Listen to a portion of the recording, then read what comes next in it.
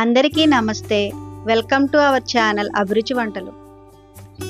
ఈరోజు మనం క్రిస్పీగా పొరలు పొరలుగా ఎంతో జ్యూసీగా ఉండే మడత కాజాని ఎలా తయారు చేసుకోవాలో చూద్దామండి. ఇక లేట్ చేయకుండా వీడియోలోకి వెళ్ళిపోదాం. ఒక గిన్నెలో ఒక కప్పు మైదాని వేసుకుని 1/2 టీ స్పూన్ సాల్ట్ని వేసి రెండింటిని ఒకసారి బాగా కలుపుకోవాలి. ఈ పిండిలో 2 టీ స్పూన్ల ఆయిల్ని వేసుకొని కలుపుకోవాలి. ఆయిల్ వేడిదైనా చల్లదైనా ఏదైనా వేసుకోవచ్చండి. ఆయిల్ వేయడం వల్ల పిండి గుల్లవుతుందని. ఇప్పుడు పిండిలోని కొంచెం కొంచెం వాటర్ వేసుకుంటూ చపాతీ ముద్ద కన్నా ఇంకా సాఫ్ట్గా కలుపుకోవాలి.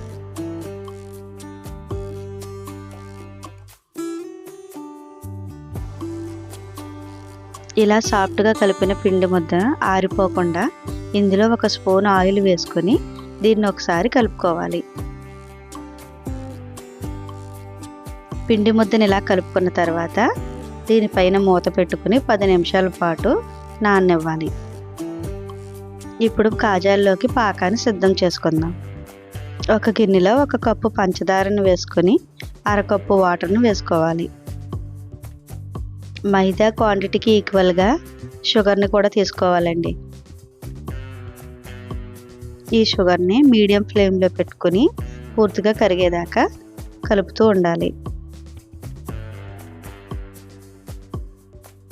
షుగర్ కరుగుతున్నప్పుడే ఇందులో 1/2 టీ స్పూన్ యాలకుల పొడిని కూడా వేసుకోవాలి.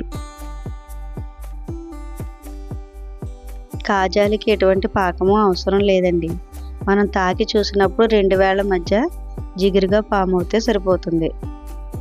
పాకం జిగురుగా ఫామ్ అయిన వెంటనే స్టవ్ ఆఫ్ చేసుకుని ఇందులో చెక్క నిమ్మరసాన్ని కూడా పిండుకోవాలి. ఇలా నిమ్మరసం పిండడం వల్ల మనకు పాకం దగ్గర అవ్వకుండా ఉంటుంది. ఇప్పుడు చిన్న గిన్నెలో 2 టేబుల్ స్పూన్ల కార్న్ఫ్లోర్ని తీసుకుని 2 టేబుల్ స్పూన్ల ఆయిల్ వేసుకుని రెండింటిని బాగా మిక్స్ చేసుకోవాలి. కార్న్ఫ్లోర్ లేకపోతే మైదానైనా తీసుకోవచ్చండి. మనం 10 నిమిషాల పాటు నానబెట్టుకున్న మైదా ముద్దను తీసుకొని దాన్ని ఈక్వల్ పార్ట్స్లో బాల్స్ కింద చేసుకోవాలి. ఫ్లోర్ మీద కార్న్ఫ్లోర్ని వేసుకుని మనం ఈక్వల్ పార్ట్స్గా చేసుకున్న మైదా ముద్దను ఒక్కొక్కటిని తీసుకొని వీలైనంత మట్టుకు చాలా పలచగా మనం దాన్ని రోల్ చేసుకోవాలి.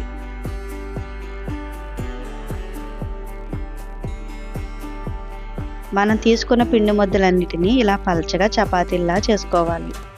వీటన్నిటిని ఒక ప్లేట్లోకి తీసుకోవాలి.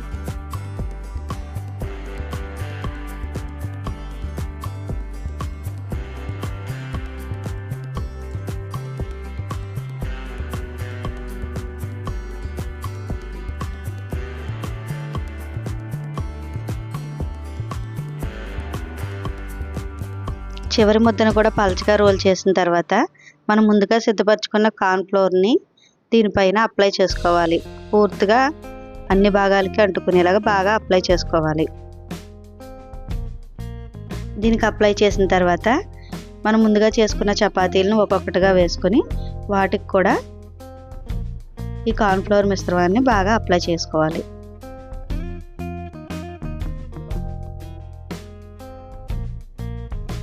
మనం చేసుకున్న చపాతీలన్నిటికి ఈ కార్న్ఫ్లోర్ మిశ్రమాన్ని బాగా అప్లై చేసిన తర్వాత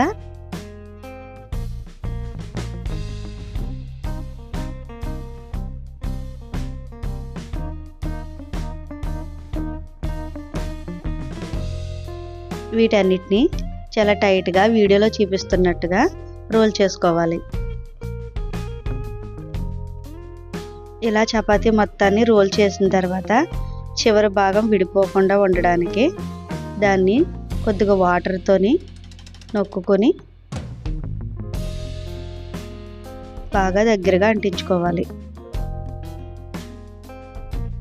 ఇలా రోల్గా చేసుకున్న తర్వాత దీనిపైన మళ్ళీ కొద్దిగా కార్న్ఫ్లోర్ని వేసుకొని 1 ఇంచు మందంలో చాక్తో కట్ చేసుకోవాలి. ఇలా పైన కార్న్ఫ్లోర్ వేయడం వల్ల మనకి చాక్కి నీట్గా కట్ అవుతుందండి, లేదా అతుక్కుంటుంది.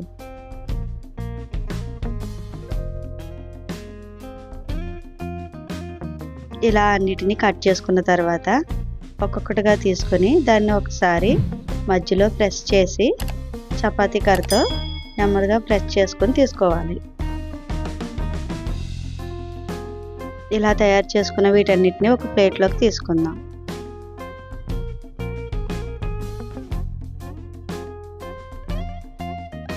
ఇప్పుడు వీటిని డీప్ ఫ్రై చేసుకుందాం.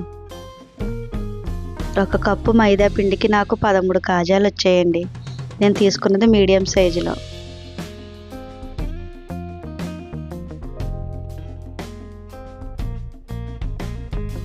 స్టవ్ పై ఒక కడాయి పెట్టుకుని డీప్ ఫ్రైకి సరిపడా ఆయిల్ని వేసుకోవాలి. ఆయిల్ హీట్ అయిన తర్వాత ఆయిల్కి సరిపడంత 2 కానీ 3 కానీ కాజాలను వేసుకొని వేయించుకోవాలి. ఆయిల్లో వేసిన తర్వాత 5 నిమిషాల తర్వాత అవే పైకి తేలుతాయి.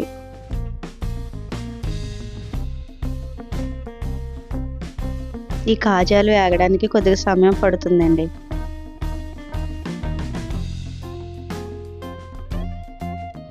ఈ కాజాలను క్రిస్పీగా బ్రౌన్ కలర్లో వచ్చేంత వరకు వేయించుకోవాలి.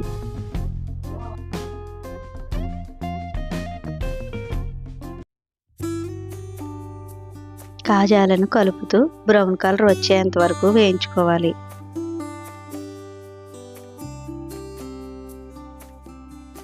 ఇవి బ్రౌన్ కలర్ వచ్చిన తర్వాత వీటిని మనం ముందుగా సిద్ధపరచుకున్న పాకంలో వేసుకోవాలి.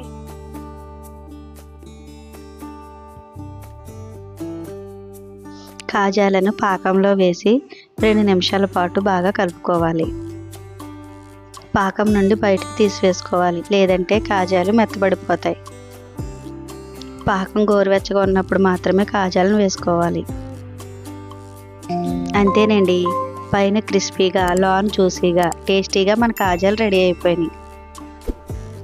మా వీడియో నచ్చితే లైక్ చేయండి, షేర్ చేయండి, ప్లీజ్ సబ్స్క్రైబ్ చేసుకోండి.